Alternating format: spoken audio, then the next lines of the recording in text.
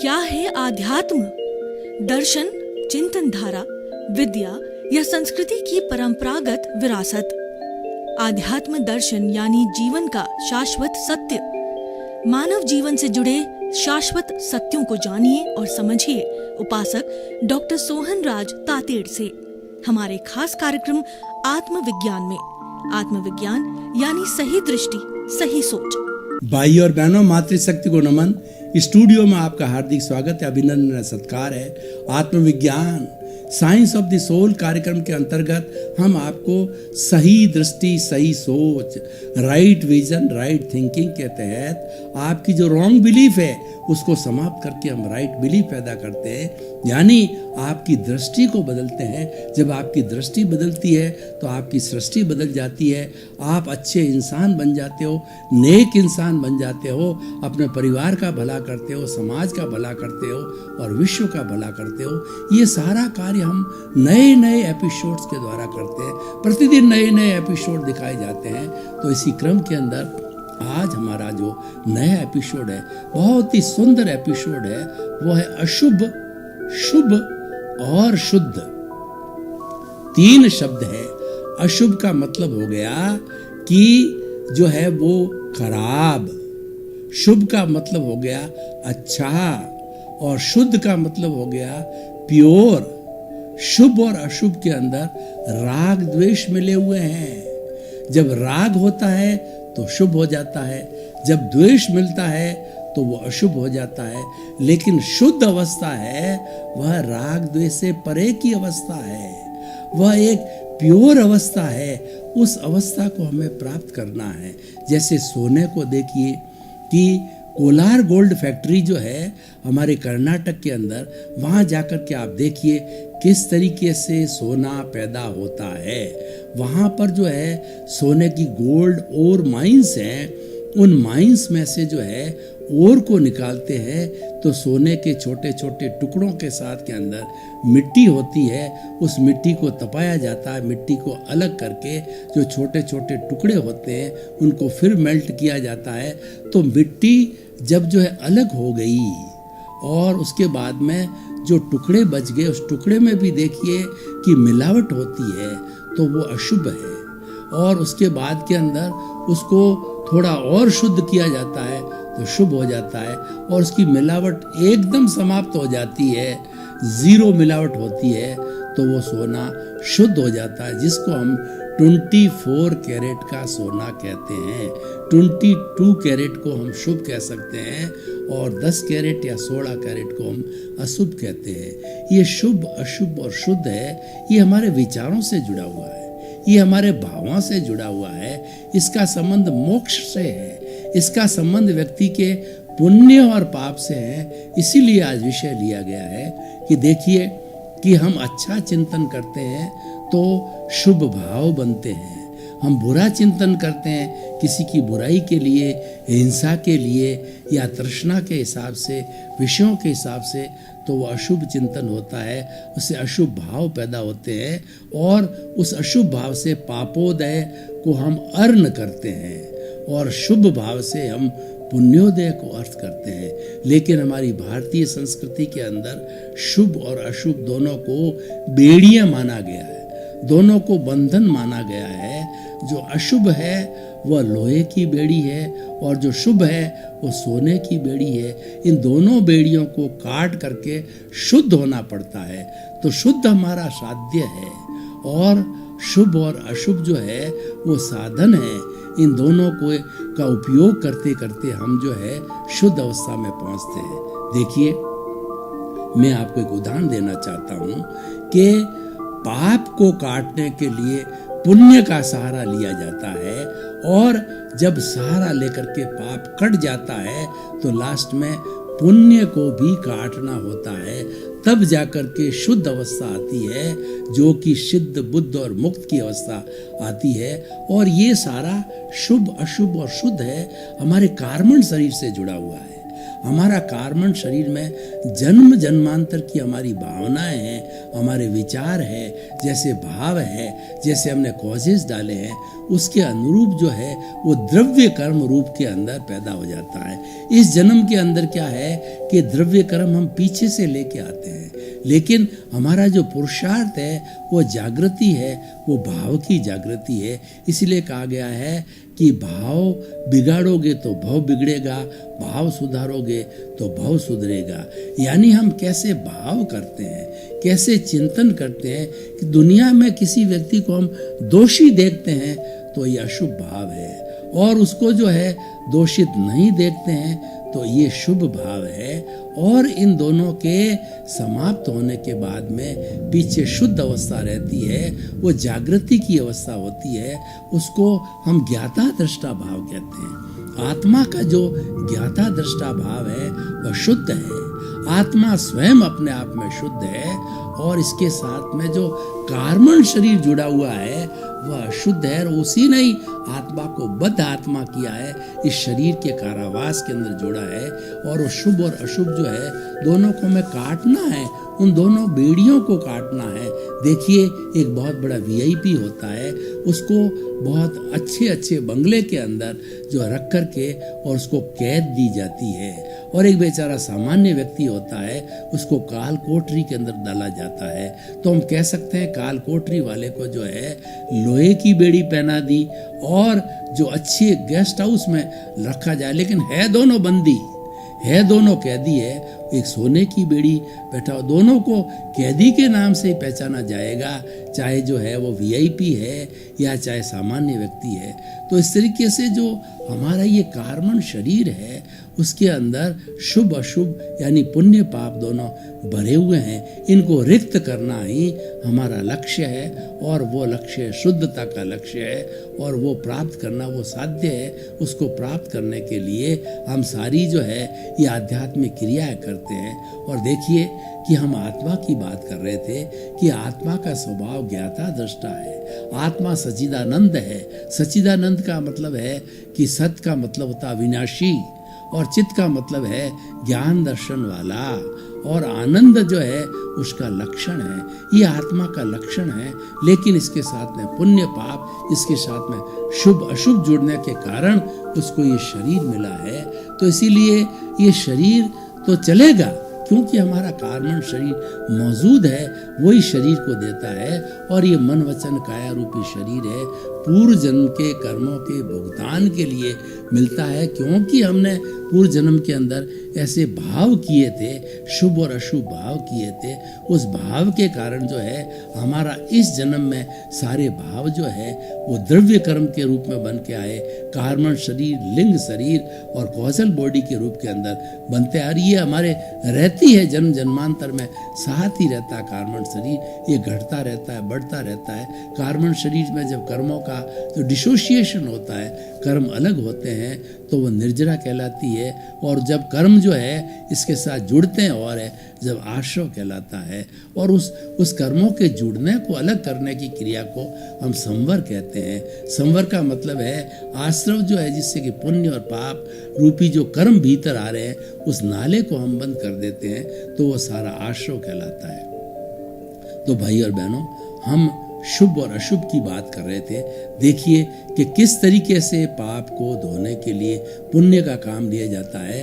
तो हमारे आगमकार कहते हैं कि एकदम सफ़ेद कपड़ा है, उस पर कालिक लगी हुई है, और उस कालिक को धोने के लिए हम डिटर्जेंट पाउडर का उपयोग करते हैं। उसको वॉशिंग मशीन में डालते हैं और वो कपड़ा उसके बाद में धुलता है।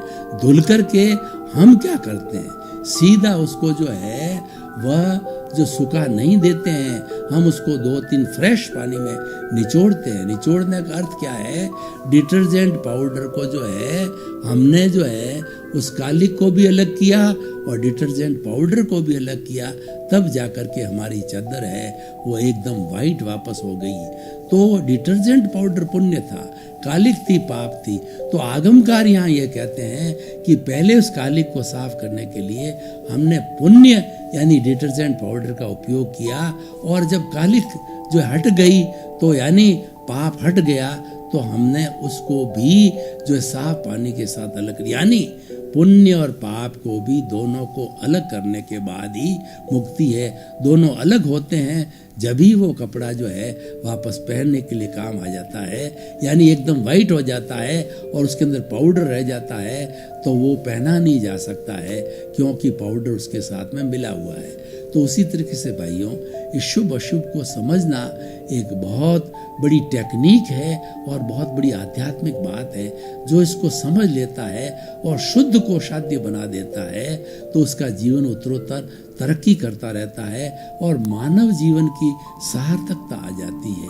अब हम देखिए कि आगे चलते हैं कि शुभ और अशुभ जो है ये भाव कैसे होते हैं। देखिए, एक स्त्री हमारे सामने से जा रही है, उसकी चमड़ी गोरी है यानी परी जैसी लग रही है, और आपने भीतर के अंदर अशुभ भाव किए, उसके प्रति लुब्ध हो गए, मोहित हो गए और गलत चिंतन किया तो आपने अशुभ भावों का अर्जन किया।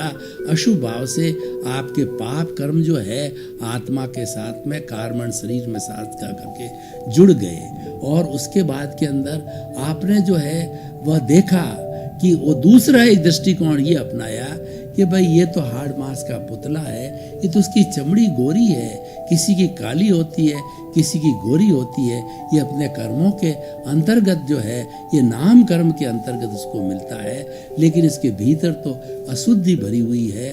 तो कुल मिलाकर के ये पैकिंग है, कुल मिलाकर के हाड़ मांस का पुतला है, नामधारी है, देहधारी है।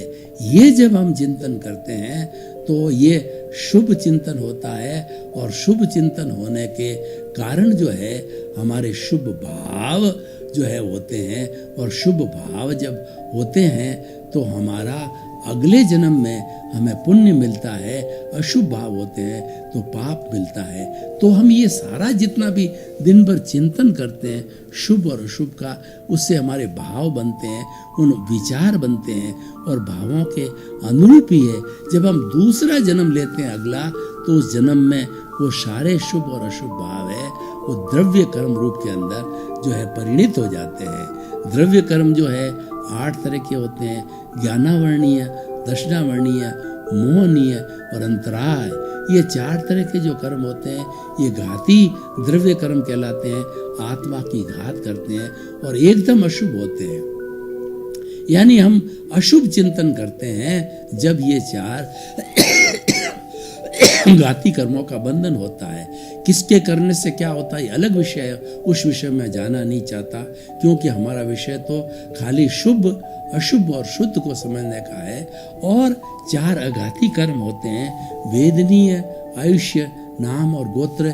ये शरीर को प्रभावित करते हैं, शरीर को सुख दुख देते हैं। शरीर का ये पुण्य और पाप दोनों तरह के होते हैं। शरीर को शाता पहुंचाते हैं तो शुभ होते हैं, और अशाता पहुंचाते होते हैं तो अशुभ होते हैं। तो ये शुभ और अशुभ शरीर से जुड़े हुए अघाती कर्म होते हैं। ये सारे 8 तरह के द्रव्य कर्म पूर्व जन्म में हमने जैसे जैसे शुभ अशुभ भाव किए हैं उसके अनुरूप ये द्रव्य कर्म आकर के या बन जाते हैं। और जब ये उदय में आते हैं, हर एक कर्म का अपना उदय का समय निश्चित होता है। कर्म का जब बंधन हो जाता है तो प्रकृति, स्थिति, प्रदेश और अनुभाग 4 एक साथ होते हैं। कोई भी प्रवृत्ति मन वचन काया की करते हैं तो हमारे कर्मों का बंधन होता है। उसकी प्रकृति यानी 8 में से कौन सा कर्म होगा, और स्थिति ये कर्म कितने वर्ष तक जो है, कितने समय तक आत्मा के साथ में कार्मण शरीर के साथ में जुड़ता रहेगा। प्रकृति थी और प्रदेश, उसकी कितनी क्वांटिटी जो है चतुष्टय परमाणुओं की होगी। और अनुभाग जब ये उदय में आएगा, प्रारब्ध में आएगा, तो जिस तरीके से जो है हमने बंद किया है उसके अनुरूप जो है हमें वो सुख दुख की अनुभूति रस दिलाएगा, अनुभव कराएगा, तीव्रता दिखाएगा, इंटेंसिटी दिखाएगा। तो ये सारा एक साथ होता है द्रव्य क्रम का जो है, और उसके अनुरूप जो हमें शुभ और अशुभ के अनुरूप जो है इस जन्म के अंदर फल मिलते हैं, जिसको कि हम पुण्य और पाप कहते हैं, या जिसको हम सुख और दुख कहते हैं, वो हम भोगते रहते हैं। तो भाइयों और बहनों, ये तो शुभ और अशुभ की बात हो गई है। अब हमको हमारा लक्ष्य क्या है, हमारा लक्ष्य है कि शुभ अशुभ जो है ये दोनों सोने और लोहे की बेड़ी को काटना है, इनको रिक्त करना है। उसको रिक्त कैसे किया जाना चाहिए, रिक्त करने के लिए हम आपको औषधि बताते हैं, हम आपको प्रयोग बताते हैं, हम आपको इसका इलाज बताते हैं। उसका इलाज है 5 आज्ञा में रहना, ज्ञान को हाजिर करना। अगर आप जीवात्मा हो और आप शुभ और अशुभ को समाप्त करके शुद्ध होना चाहते हो तो सबसे पहले किसी गुरु को ढूंढिए, ज्ञानी पुरुष को ढूंढिए। ज्ञानी पुरुष जो है कृपा करके आपको ऐसा ज्ञान देता है। वो ज्ञान क्या होता है कि आपका कषाय रूपी जो जहर है, उस जहर की थैली को वो निकाल करके बाहर फेंक देता है, यानी आपका चार्ज अहंकार समाप्त कर देता है गुरु या ज्ञानी पुरुष, और आपका डिस्चार्ज अहंकार रहेगा। डिस्चार्ज कषाय, डिस्चार्ज अहंकार, डिस्चार्ज कर्म रहेंगे, क्योंकि जन्म जन्मांतर के वो बंधे हुए हैं, वो एक साथ समाप्त नहीं होते। उनकी प्रकृति स्थिति प्रदेश अनुभाग होता है। वो बर्फ की शिला की तरह आपके साथ रहेंगे और धीरे धीरे 1 जन्म 2 जन्म 5 जन्म नए कर्मों का बंधन जो है ज्ञानी पुरुष रोक देता है। 5 आज्ञा दे करके, ज्ञान दे करके आपके अंदर जो है ज्ञान का प्रेषण करके वो कर देता है। तो हम स्नेह स्नेह उस 5 आज्ञा को समझते हैं। तो पहली आज्ञा क्या है, जैसा मैंने पूर्व में बताया कि रिलेटिव। हमारा शरीर है ये रिलेटिव है, लेकिन शरीर तक हम सीमित नहीं है, हम तो उससे आगे जाना चाहते हैं। तो पहला तो है कि पहला जो है वो आज्ञा क्या है कि ये हमारा शरीर है, 84 लाख जीवा योनि के प्राणियों को जो है मैं नामधारी देहधारी पैकिंग रूप में मानता हूँ और जानता हूँ। ये जो भावना है पहली आज्ञा के सारे 84 लाख जीवा योनि के ये उत्पत्ति स्थान है, संख्या अनंत है आत्मा की, और वो उसके अनंत जो है उनके शरीर है। तो हर एक शरीर को नामधारी देहधारी पैकिंग रूप में जानता हूँ। न तो किसी के साथ आसक्ति है और न किसी के साथ में जुड़ाव है, मात्र जानता हूँ। और दूसरा होता है रियल हमारी आत्मा है, वही आत्मा बुला रही है, वही आत्मा जो है कार्बन शरीर के साथ में जन्म लेती है। उस आत्मा की हाजिरी से कार्बन शरीर चलता है, और ये जड़ रूपी जो शरीर है वह भी जो है वो आत्मवत हो जाता है, क्योंकि आत्मा की हाजिरी से होता है। अगर आत्मा को शरीर से निकाल दिया जाए तो शरीर जड़ हो जाएगा, उसका राम नाम सत्य हो जाएगा, वो डेड बॉडी हो जाएगा, शव हो जाएगा, उसको जला दिया जाएगा। तो जितना भी हमारा ये आत्मवत होता है, ये कार्यकलाप करता है आत्मा की उस उपस्थिति से होता है, आत्मा उपस्थित होता है, तभी ये जड़ शरीर जो है इसमें बदबू नहीं होती है, इसमें कीड़े नहीं पड़ते हैं, इसका खून नहीं सूखता है। मतलब सारी जो एनर्जी देने वाली है वो हमारी आत्मा होती है। तो इस तरीके से जो है हम जो है बात कर रहे थे शुभ अशुभ और शुद्ध की। तो अब हम शुद्ध हमारा देह है, तो शुद्ध क्या है, 5 आज्ञा को पालन करना है, ये शुद्धता की ओर जाना है। तो दूसरा हो गया कि 84 लाख जीवा योनि प्राणियों के भीतर विराजमान शुद्ध आत्मा भगवान को निर्दोष दृष्टि से दर्शन कर उनको नमन करता हूँ। दुनिया में किसी को दोषी मत समझो, हर आत्मा को निर्दोष दृष्टि से नमन करो। चूहा हो, पेड़ हो, पौधा हो, गाय हो, भैंस हो, बिल्ली हो, उनमें वही आत्मा विराजमान है जो राम में है, कृष्ण में है, आप में है, मेरे में है, 84 लाख जीवा योनियों में। उनकी रियल आत्मा के अंदर कोई फर्क नहीं है। फर्क जो है वो अपने अपने कर्मों के अनुरूप है, उस कर्मों के भोग के अनुरूप है, उसके अनुरूप अलग अलग शरीर मिले, अलग अलग कर्म मिले, अलग अलग भोगावली मिलती है, शुभ मिलते हैं, अशुभ मिलते हैं, और पुण्य होता है, पाप होता है, वो डिफरेंस अलग बात होता है। तो ये 2 आज्ञा। तीसरी आज्ञा है कि इस जगत को चलाने वाला है वो व्यवस्थित शक्ति, मैं नहीं चलाता हूँ। जब मैं कहता हूँ ये कार्य मैंने किया, ये घर मैंने बनाया, मैं किसी का पिता हूँ, किसी का पुत्र हूँ, मैं विद्वान हूँ, मैं जो है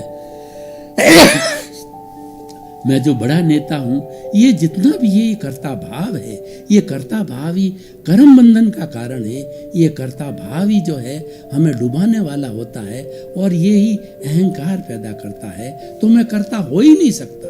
इसलिए अपने आप को जीवन में कभी भी कर्ता मत मानो, अकर्ता, और जगत के किसी भी जीव को कर्ता मत मानो। अपने आप को तो एक मात्र निमित्त मानो कि जो ये साइंटिफिक सर्कमस्टेंशियल एविडेंसेस है यही जगत का संचालन करती है।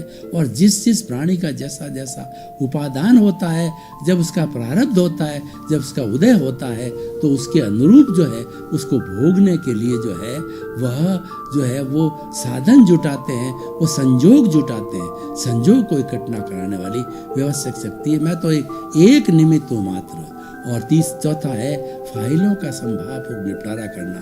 ये शरीर फाइल नंबर 1, आपके पास सबसे अधिक रहने वाली फाइल नंबर 2 आपकी पत्नी, फाइल नंबर 3 आपका बेटा, चौथा फाइल नंबर 4 बेटे की बहू और पोता, और इस तरीके से दूध वाला, और हम काम करते हैं तो हमारा नौकर, ये सब फाइलें हैं। तो ये फाइलों का संभावपूर्ण निपटारा करने का मतलब, ये फाइलें हमें सुख दुख देती है तो हमें उसके संभावपूर्वक निपटारा करना, यानी उसको दोषी नहीं मानना। हमें ये मानना चाहिए कि जो कुछ भी हमारे को ये कष्ट दे रहा है वो मैं तो उसके प्रति कृतज्ञ हूँ। इसकी ताकत नहीं है देने की, इसको तो मैंने बुलाया है, इसको व्यवस्थित शक्ति ने भेजा है, क्योंकि मैंने इसके साथ में पूर्व जन्म के अंदर, पूर्व जन्मों के अंदर कोई न कोई बुरा कार्य किया है, उसको तकलीफ दी है, उसकी इंसल्ट की है, उसको मारा है, तभी ये मेरा भुगतान करने के लिए आया है।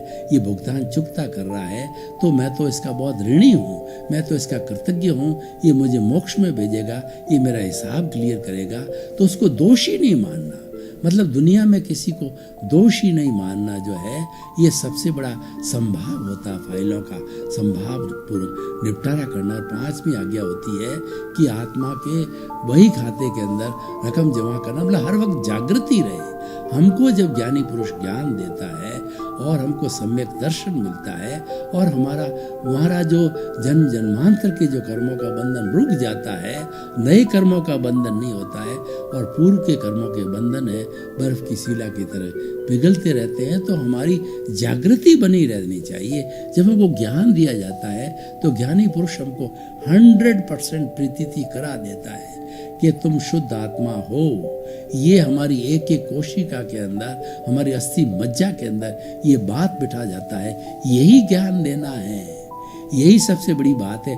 प्रीति कराता है कि तुम आत्मा हो और नए कर्मों का तुम्हारे बंध नहीं होगा, निश्चिंत रहो। और तुम्हारे पूर्व जन्म के जो कर्म हैं वो 15 भवों के अंदर बर्फ की शिला की तरह पिघलते रहेंगे और आप फिर उसके बाद में 15 भव पूर्व सिद्ध बुद्ध मुक्त हो जाएंगे। लेकिन आप 15 भव तक क्यों इंतजार करो? आप तो 5 आज्ञा में रहो। 5 आज्ञा ही भगवान राम है, 5 आज्ञा ही भगवान कृष्ण है, और 5 आज्ञा ही सिमंदर स्वामी है, 5 आज्ञा ही दादा है, और 5 आज्ञा ही जो है 24 तीर्थंकर है। तो इसका पालन करो, बड़ी सरल है। जब इसका पालन करते रहोगे तो आपके नए कर्मों का बंधन नहीं होगा, नए कॉज नहीं पड़ेंगे। जब कॉज नहीं पड़ेंगे तो नया कर्म बीज नहीं पड़ेगा, कर्म बीज नहीं पड़ेगा तो अगला जन्म होगा ही नहीं। आपका कर्म फल कर्म परिणाम भुगतेगा कैसे? कॉज ही नहीं डाल रहे हो आप, तो कुछ ही जन्मों के अंदर जो है सिमंदर स्वामी के चरणों में आप जन्म लेकर के सिद्ध बुद्ध मुक्त हो सकते हो। तो ये 5 आज्ञा जो है ये हमारा जो है शुद्ध अवस्था को पाने के लिए ये आज्ञा है, वो ज्ञाता दृष्टा को प्राप्त करने के लिए आज्ञा है। और हर वक्त चिंतन करना चाहिए, 24 आवर्स हमें कभी नहीं भूलना चाहिए, क्योंकि प्रतीति हमारे ज्ञानी ने करा दी तुम शब्द आत्मा हो। अब और उसके साथ साथ में 15% हमको जागृति देता है। हर क्षण ये चिंतन करो, रात को 12 बजे भी आपको उठावे कि तुम कौन हो, तो मैं सोहन राज नहीं हूँ, मैं तो शुद्ध आत्मा हूँ, मैं तो ज्ञाता हूँ, मैं तो दृष्टा हूँ, मैं तो जानने वाला हूँ, मैं तो देखने वाला हूँ। और ये सोहन राज रूपी जो शरीर मिला है पूर्व जन्मों के कर्मों के भुगतान के लिए मिला है, इसका हिसाब है।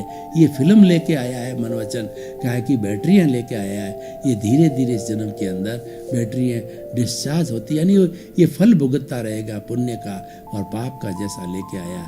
ये जागृति है।